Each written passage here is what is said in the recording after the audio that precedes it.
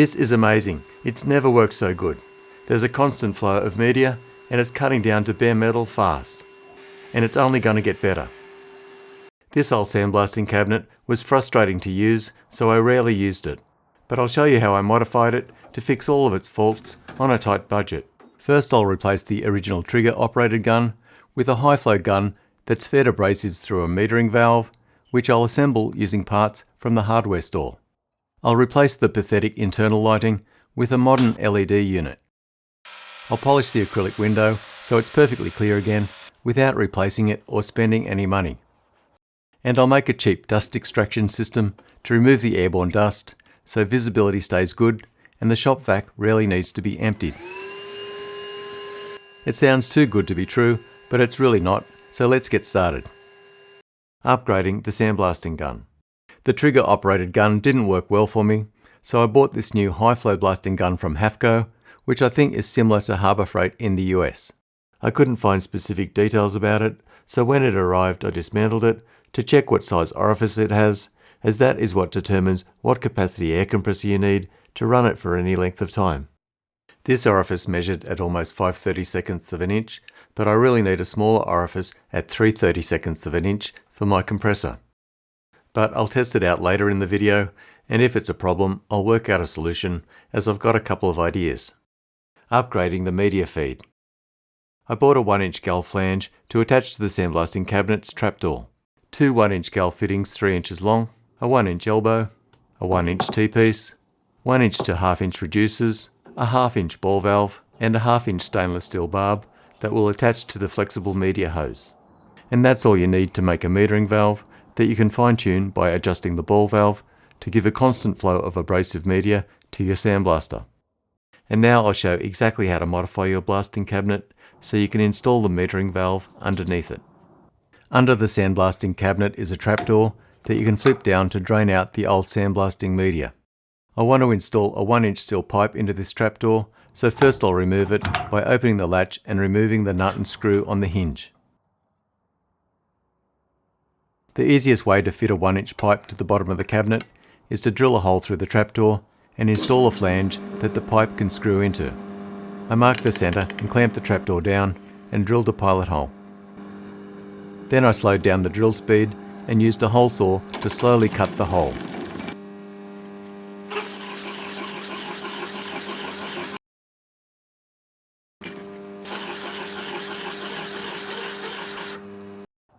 The flange will sit on the inside of the trapdoor, so I'll trim the sides off next. I flip it over now and centre the flange in the hole, and hold it in place and flip it over again and mark what needs to be cut off. Using the angle grinder, I cut down the flange so it can sit inside the trapdoor, and if you can see the mistake I just made, write it in the comments. I tidied up the flange on the belt sander, marked where the mounting bolt holes go, and drilled the pilots. Then I drilled the holes for the 8mm bolts.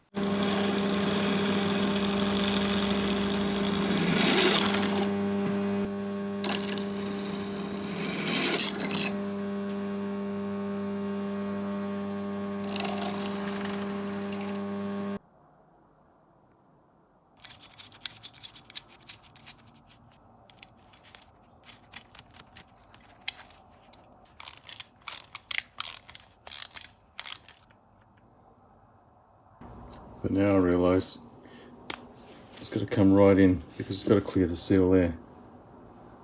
So I'll trim that off to there, down to there, like that. So I trimmed a bit more off there and there so I can fit up inside the cabinet and still use the rubber seal to stop it from leaking. And it fits well. And the next piece of the puzzle will be putting on the 1-inch pipe. But I'll put a bit of thread tape on that.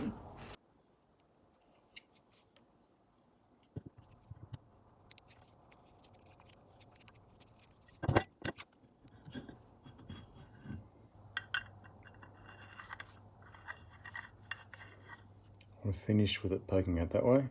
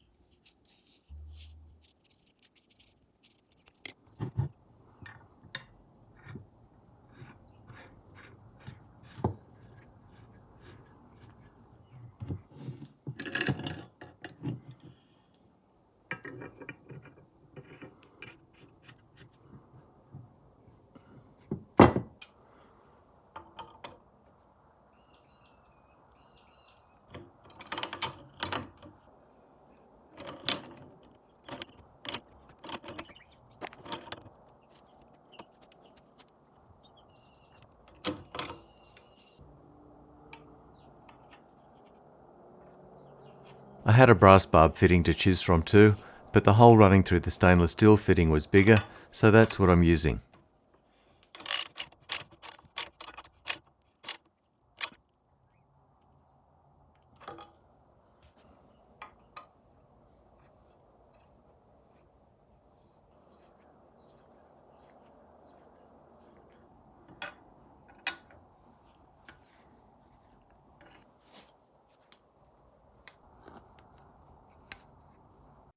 So that's the fully assembled unit, which I'll now put under the sandblasting cabinet.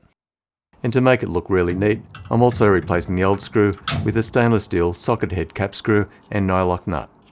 The hinge does still work, so when it's time to drain out the old media to replace it, or to try a new type, I can simply release the catch on the back and swing the trapdoor open.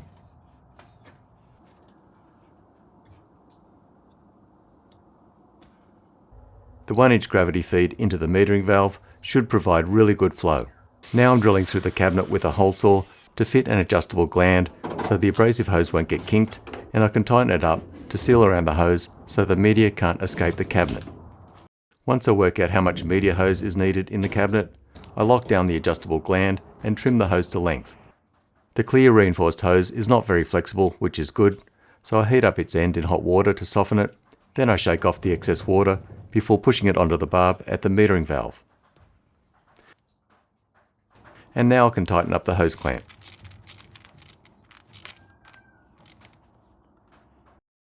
Upgrading the compressed air feed. To retain the highest flow of compressed air, I haven't used any quick release fittings between the compressor and the sandblasting cabinet. I've tapped into my compressed air supply 50 feet away from the compressor with a 1/2-inch 3-way barb fitting. Then it drops down to the blasting cabinet to a 1/2-inch ball valve to isolate the cabinet and to turn the sandblaster on and off, which is not as convenient as a foot-operated switch, but at the moment I have a true 1/2-inch air feed all the way to the sandblasting gun, and that volume of air has got to be good. And I hooked up an air gun inside the cabinet too, so I can blow clean the car parts before removing them from the cabinet. Improving visibility. I can barely see through the window. The acrylic sheet looks damaged by UV, so first I'll remove these 12 screws, take the window out and see what's going on. It's hard to reach all the nuts on the inside, so I'll be fitting Riv Nuts into the cabinet to make this job easier next time. I'll be using new stainless steel M4 screws, so these are the Riv Nuts I need.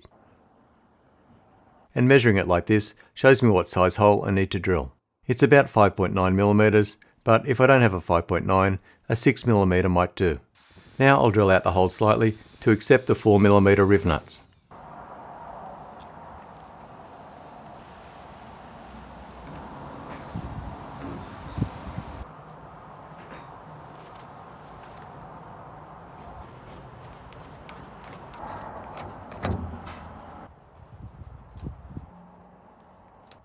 The Riv Nuts will be much better for maintenance access, so I'll continue to fit them at every hole for the window frame.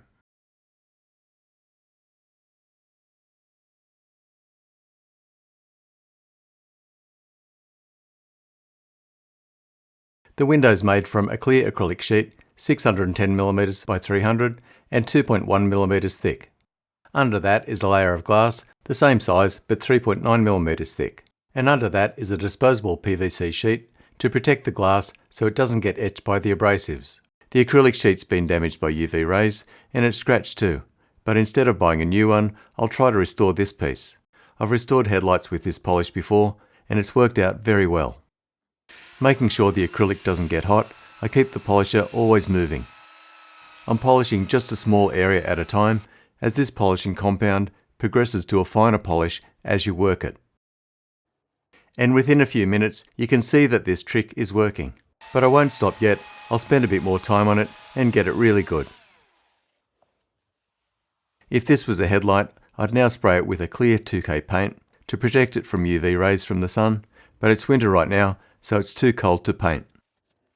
Now I'm working on the layer of glass that's been protected by a PVC sheet. I'm using a razor blade to remove the old double-sided tape from the glass. With the glass nice and clean, I'm fitting a new PVC sheet to protect the glass once again. Upgrading the lighting. I'm working on the lighting now as I've got good access to inside the cabinet while the window's out. I cut 2 small brackets from some scrap aluminium and attach them to the back of the LED lights brackets. I'm using stainless steel socket head screws to attach the other end of the brackets to the roof of the sandblasting cabinet. But this held the light flat against the roof, favouring the rear wall. But I want the light to shine directly on the parts I'll be blasting, so I'll bend the brackets down a little so the light shines straight down. To keep it all neat, I want the wiring for the light to go through the cabinet's original plastic gland that powered the old light. So I pulled the light out of the cabinet again to access the fitting on the end of it. Then we fed those wires from the outside of the cabinet through the gland in the cabinet's wall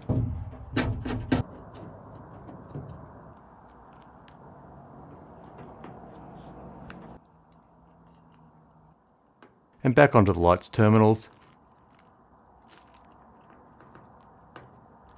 and screwed the cover back on.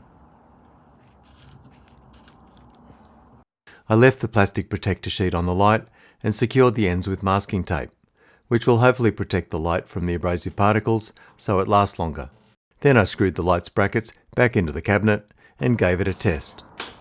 Now that we have a working light, I can reinstall the window. I'm using M4 stainless steel screws to secure the window frame to the cabinet, and they need to be longer than before so they can tighten into the Riv Nuts. Now I'm enlarging the holes in the window frame, as the screws need to be perfectly in line with the Riv Nuts. I'm laying down some foam tape to seal between the cabinet and the glass, so the window frame screws don't need to be very tight. While holding the sheet of glass underneath and the acrylic sheet on top, I sit it on the foam tape and centre it. Then I put the window frame on top and secure it all with stainless steel washers and 12 stainless steel M4 screws that are 30mm long. The window is back in, it looks very good, and the visibility is great. And as the cabinet's now fitted with Riv Nuts, it will be much easier to remove the window in the future for polishing or replacement. Now I'm upgrading the dust extraction. Most new abrasive media starts off clean, but after a while it gets broken down into smaller particles and contaminated. That's when it becomes dusty and your visibility is reduced. I want to put together a good dust extraction system which improves visibility but doesn't fill out my shop vac quickly. I bought this cyclone dust separator from eBay to separate the dust from the air so the dust drops down into the bucket below it without flowing through to the shop vac. I used the sticker that came with the cyclone to mark the holes in the lid of the bucket. Now I'm drilling the holes for the self-tapping screws. I'm using the cyclone sticker again to work out the radius of the centre hole. And now I'm marking the hole and using shears to cut it out.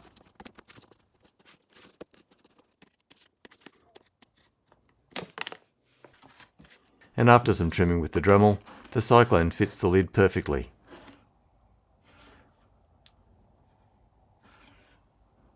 Now I'm adding some sealant to make the joint stronger and prevent leaks. Now I'm screwing in the soft tappers and then I'll leave it alone for a day or so for the sealant to dry.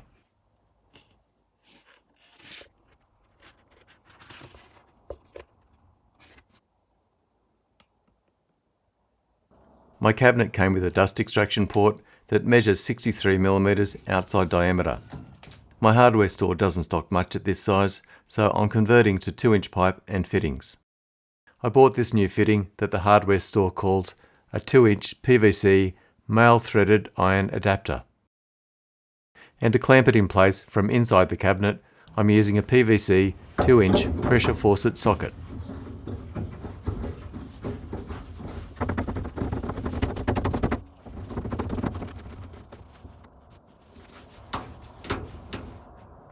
Now that that's tight, I can push on a 2-inch elbow and another 2-inch elbow onto the cyclone dust separator. And now I'll measure and cut some 2-inch PVC pipe to length and join them together.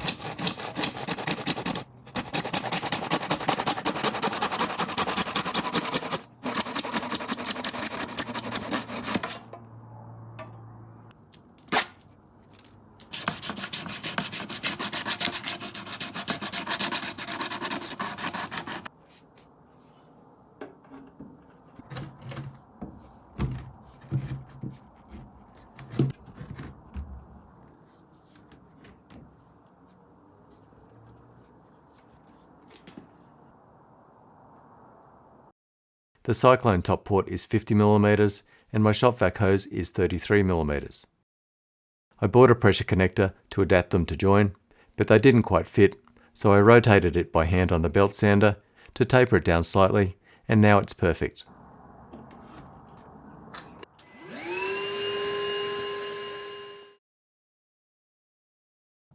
I've set the regulator to 60 psi, and now I open the air feed to the gun. The media is being sucked up to the gun, so now I'll adjust the metering valve, trying to get a steady flow through the clear hose. It's surging a bit, and I haven't adjusted inside the gun yet to get maximum vacuum, as I want to get a smaller jet inside the gun that properly matches my compressor.